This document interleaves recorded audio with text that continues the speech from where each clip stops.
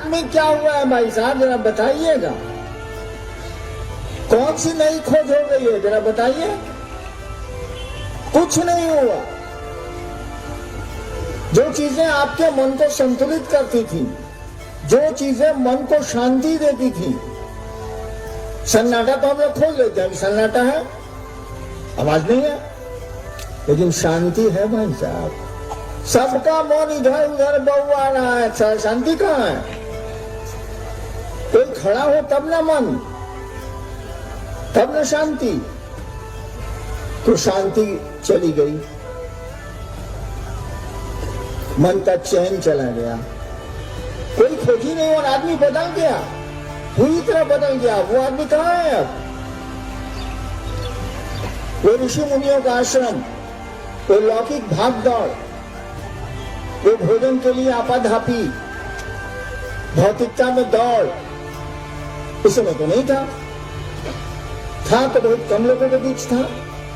अब तो जनरल हो गया, सामान्य हो गया, और आध्यात्म वहीं का वहीं खड़ा है, बल्कि इसमें धूल जमती चली गई। कोई उम्मीद नहीं, डस्ट पड़ेगा, धूल जमती चली गई। हमने कहा शोष हो गया, कहा कि धूल झाड़ने से हम कितना का धूल झाड़ेंगे, लेकिन वह शिव की ऊर्जा तो कण कण में है, वह महादेव की ऊर्जा तो पूरे संसार में है, एक एक व्यक्ति में है, एक एक जीव में है। जिसको आप निर्जीव कहते हैं उसमें भी है। शिव गुरु बनाओ। मैंने जब गुरु बनाया था ना, तो ऐसा ही सोचा, सब फालतू धंधा है साला, लेकिन लाचारी में शिव गुरु मान लिया था, कोई उपाय मेरे पास नहीं, विवस्था में। अब लाचारी आप भूखे रहिए या व्रत उपवास में भूखे रहिए, शरीर पर तो असर पड़ेगा भाई साहब। आपका खाना बंद कर दिया जाए तो, या अपने से आप छठ व्रत किए हैं तो असर तो शरीर पर तो पड़ेगा, थोड़ा कम थोड़ा ज्यादा, लेकिन असर तो पड़ेगा। भोजन नहीं दीजिएगा, ईंधन नहीं दीजिएगा, गाड़ी चलेगी कैसे? तो व्यवस्था में ही मैंने शरीर को गुरु माना, लाचारी में माना, कोई उपाय नहीं था मेरे पास, लेकिन माना तो माना।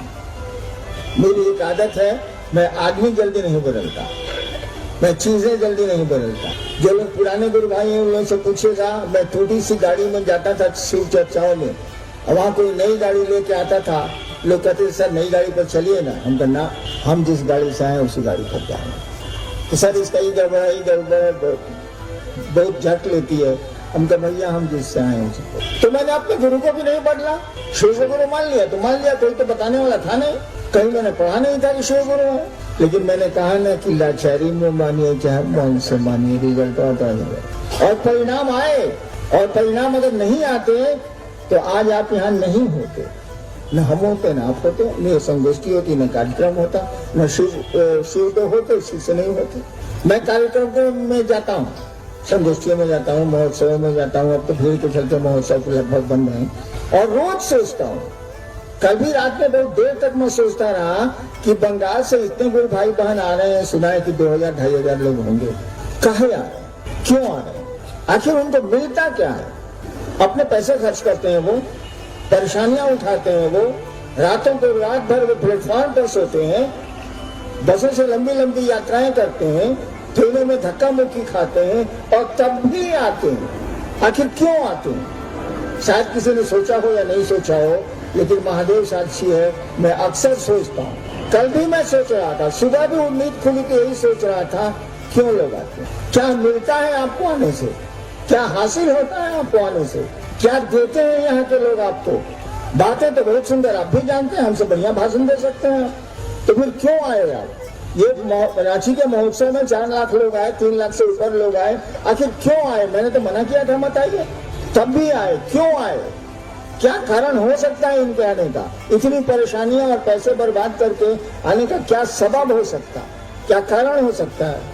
किसी ने सोचा कि नहीं, ये तो मैं नहीं जानता, लेकिन मैंने सोचा, और मैंने महादेव से यह भी कहा है कि इनको बुलाने का गुनाह मेरे द्वारा किया जा रहा है या मेरे लोगों के द्वारा किया जा रहा है।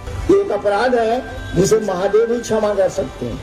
अगर आपको हम आपके काम की चीज दे नहीं पाए तो क्यों बुलाते हैं आपको? क्या भीड़ इकट्ठा करना हमारा आपका उद्देश्य है या दिखलाना हम लोगों का उद्देश्य है कि मेरे साथ इतने लोग हैं? यह शिव से जोड़ना हम लोगों का उद्देश्य है, शिव गुरु से लोगों को जोड़ना हम लोगों का मकसद है। अगर जोड़ नहीं पाते हैं तो ये बंद होनी चाहिए संगोष्ठियां, बंद होने चाहिए महोत्सव, बंद होनी चाहिए बैठकें। अगर आने वाले गुरु भाई बहनों को हम आप महादेव की ओर एक कदम चला नहीं सकते हो, थोड़ा प्रेरित नहीं कर सकते हो, थोड़ी आध्यात्मिक ऊर्जा नहीं दे सकते हो, तो लानत है ऐसे प्रोग्राम पर, ऐसी संगोष्ठियों पर, ऐसे महोत्सवों पर, ऐसी बैठकों पर। रात में मेरी बहुत बड़ी समस्या थी कि क्यों लोग आए, काहे आए।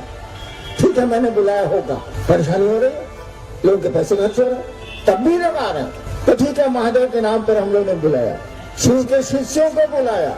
महादेव को छोड़ किसी का अधिकार नहीं है शिव शिष्यों को बुलाने का, तो कुछ महादेव से लेके दीजिएगा ना भाई साहब, क्यों बुलाए हैं आप? क्या जवाब दीजिएगा शिव को? आप पूछेगा ना कि मेरे शिष्यों को बुलाने का तुमको कहां से अधिकार आया? हम कई बार कहे हैं कि गुरु और शिष्य के बीच में कोई नहीं होता, आप लोग सुना होगा, गुरु और शिष्य के बीच में किसी की हिम्मत नहीं आने की। पहले भी सिस्टम था ये भारतवर्ष में प्राचीन काल में कि अगर गुरु चेला ने गलती की है तो सजा की चिट्ठी गुरु के माध्यम से शिष्य को जाएगी, सीधे शिष्य को नहीं जाएगी। भाई मैं एक दिन मजाक कर रहा था कि अरे यमराज की चिट्ठी हम लोगों को कैसे आएगी, पहले महादेव कह जाएगी तब वहां से ट्रांसफर होगी, सारा गुरु के तो साइड से चला पाती है, सारा सीधे कैसे आवे। और आपके लिए भी मैं ये कह रहा हूँ, आप भी प्रोग्राम्स करते हैं, आप भी कार्यक्रम करते हैं, आप भी चर्चाएं करते हैं, शिव का शिष्य बनाने के लिए करिए। अगर शिव के शिष्य थोड़ा बन भी गए हैं लोग तो उनको आगे ले जाने के लिए करिए, पैसे के लिए मत करिए, अपनी प्रतिष्ठा के लिए मत करिए, अपने सम्मान के लिए, अपने दिखावे के लिए मत करिए।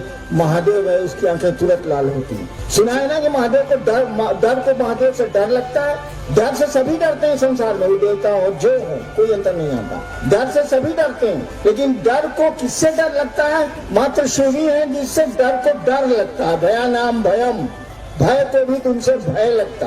आप अगर अपने गुरु भाइयों को, गुरु भाइयों को कुछ दे नहीं सकते हैं, जनता को कुछ दे नहीं सकते हैं, सुनने वाले को कुछ आध्यात्मिक ऊर्जा दे नहीं सकते हैं, मत करिए ये काम। हाँ, देने की तो मंशा अगर हो या नहीं हो, मंशा होगी तो काम हो जाएगा। हमें पास क्या है? दुखा है, मेरे पास तो कुछ नहीं, कुछ भी नहीं आता मुझको। एक नमः शिवाय जानता हूँ, वो भी 24 घंटे में 2 बार मुश्किल से करता हूँ। शिव चर्चा मैं कर ही नहीं पाता, अब करने दीजिएगा तब मैं यहाँ से वहाँ चलना मुश्किल है। चला सोचे निकलने के लिए इधर से खुलवाएंगे तो आप करने नहीं दीजिए। तो इसीलिए शिव चर्चा की जरूरत पड़ी है कि आज का आदमी का मन ही नहीं टिक रहा है शिव के पास, ईश्वर के पास, भगवान के पास। शिव चर्चा करते करते धीरे धीरे मन शिव की ओर जाएगा और बार बार जिसकी आप याद करेंगे उससे धीरे धीरे मोहब्बत या दुश्मनी दो में एक चीज होगी। शिव की याद ज्यादा आएगी तो थोड़ी वहाँ तो प्रेम है, वहाँ तो दुश्मनी है नहीं, तो प्रेम थोड़ा जगेगा। शिव चर्चा इसीलिए हम लोग कहते हैं करिए, बढ़ाइए, लोगों से मिलिए, उसको करिए। और दूसरा, इस शरीर और इस मन से क्या हम लोग कर सकते हैं? खाते पीते तो कीड़े मकोड़े।